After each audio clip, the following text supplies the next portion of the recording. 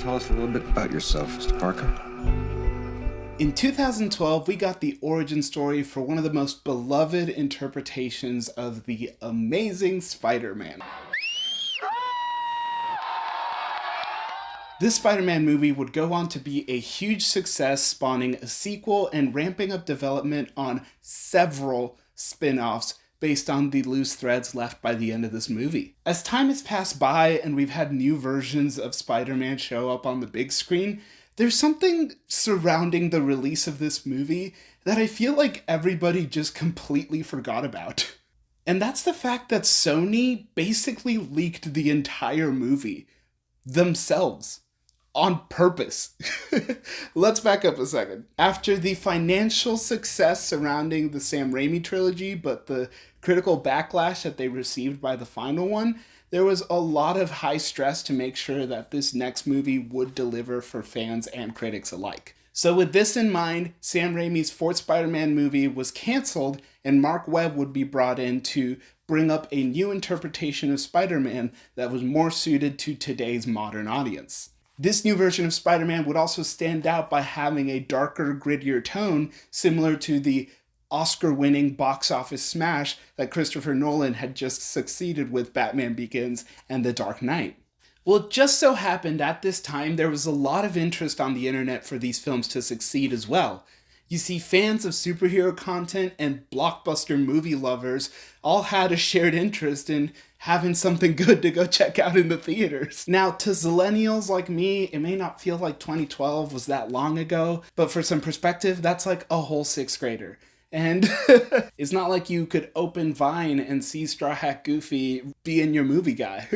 Instead, you would just kind of sign in on your Facebook account into these little chat boxes at the bottom of a blog article, and that's where you would talk theories, speculate on plot lines, and share your unasked for reviews in the comments sections. While certain publications like Variety and Hollywood Reporter were still trying to figure out whether or not to go print or go digital, a lot of these smaller blogs and startups were leveraging all these conversations happening below their articles.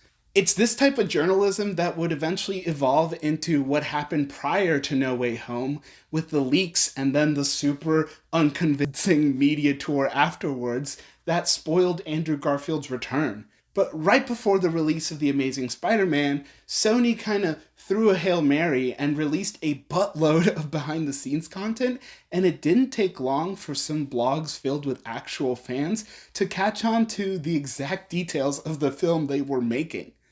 You see, this wasn't a classic press release. It wasn't photos sent to be printed and to die at the dentist office waiting room table. These were electronic press kits that had miles and miles of B-roll footage so that you could create your own videos to distribute on your site. And anybody familiar with the Spider-Man concept was able to put together the pieces of the movie. It spoiled plot points from Peter's first interaction with his powers, Uncle Ben's death, Spider-Man swinging through New York City, the main villain, even the Stan Lee cameo. Half the reason why we go to the movie theaters is to see the Stan Lee cameo. All of this was done to show off the high amount of effort that was being put into the sets, the filmmaking, the artistry, but it also spoiled the major death for the movie for people who maybe didn't know about Captain Stacy. Now, I don't know if this was the work of the mastermind that leaked the Deadpool thing, but this definitely solidified for a lot of fans, including myself, that this new Spider-Man movie was going to be very different. My working theory is that this was a mishandled data transfer for what was supposed to be the special features documentary for the DVD. Either way, Sony, if that was a blatant marketing attempt, very bold, very brave.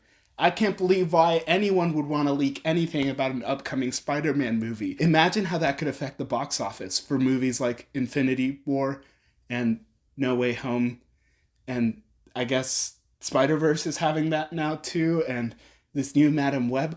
Oh my god, was this on purpose?